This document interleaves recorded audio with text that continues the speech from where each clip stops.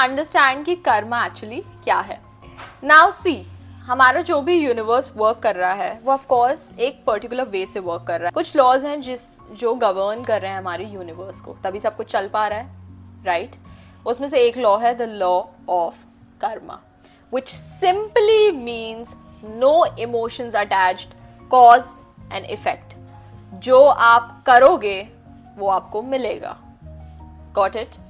Now thing is कि लोगों को लगता है कि इसके लूप होल्स हैं और हम लूप होल से निकल जाएंगे।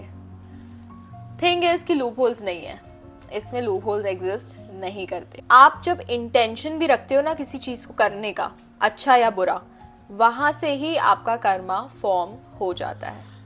तो ये इसका कोई मतलब नहीं बनता कि आप किसी के बारे में बड़ा बुरा सोचो या इसके साथ ऐसा हो जाए, वैसा, मुझे इतना हर्ट किया, इसके साथ भी ऐसा होना चाहिए, और आप बोलो कि मैंने तो कुछ नहीं किया। अगर आप ये सोच रहे हो तो आपने जो सोचा है वो भी आपका न्यू कर्मा फॉर्म हो चुका है। तो जो आपने सोचा है वो आपको वापस मिलेगा। Cause and effect. जो सोचोगे, जो चाहोगे, जो करोगे, जो बोलोगे, वो ही वापस मिलेगा। सो जब आपको लगता है कि आप कोई, आपकी ईगो को लगता है कि आप कुछ महान काम कर रहे हो किसी के बारे में प्लान, प्लॉट या स्कीम करके, it is actually a very foolish thing to do. Okay, because जो भी आप सोचोगे वो आपको वापस मिलेगा।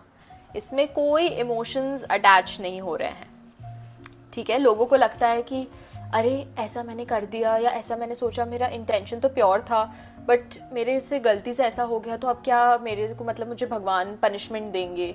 या देखो, कोई भी कर्मा लॉर्ड या कर्मा क्वीन, किंग नहीं बैठा है जो आपको रिवॉर्ड्स या पनिशमेंट देता बैठे, ठीक है? इसमें कोई इमोशनल चीज नहीं है। कोई ऊपर बैठ के आपके साथ ये नहीं कर रहा है कि आपने ये किया तो ऐसा होगा, वो नहीं। आप जो कर रहे हो खुद के साथ ही कर रहे हो। ओके, जो आप करोगे, सोचोगे, चाहोगे, एग्जैक्टली वही आपको वापस मिलेगा, वो खुद के लिए हो या दूसरे के लिए। इसलिए बोलते हैं कि या तो कुछ अच्छा बोलो या सोचो, वरना सोचो ही मत या बोलो ही मत किसी को कुछ, राइट? गुड न्यूज है कि जितना अच्छा चाहते हो, अच्छा करते हो, वो भी वापस आएगा।